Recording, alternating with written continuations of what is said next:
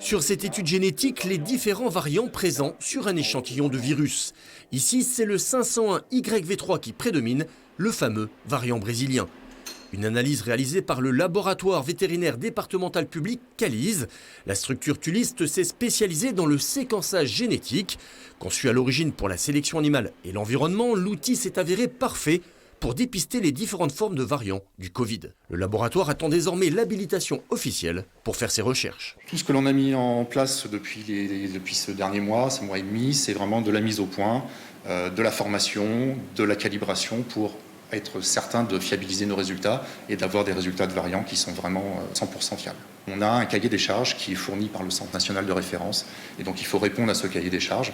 Donc c'est ce que l'on a mis en œuvre depuis ces dernières semaines et les échantillons ont été envoyés. Nous sommes dans l'attente du retour d'une réponse. Le laboratoire Tuliste s'est aussi spécialisé sur la recherche de la Covid dans les eaux usées.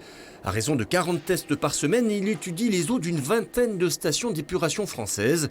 Objectif, déterminer la concentration en virus dans les eaux usées et donc prévenir d'éventuels clusters. On détecte et on quantifie les virus à travers une technique qui s'appelle la PCR, donc pour identifier des tendances à l'augmentation, à la descente ou à la stagnation du virus.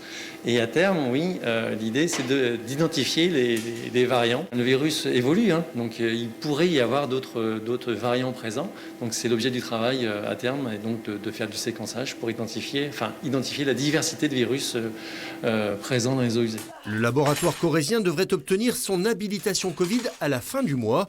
Une reconnaissance qui, à terme, pourrait lui permettre de travailler sur des secteurs comme l'oncologie ou les maladies infectieuses.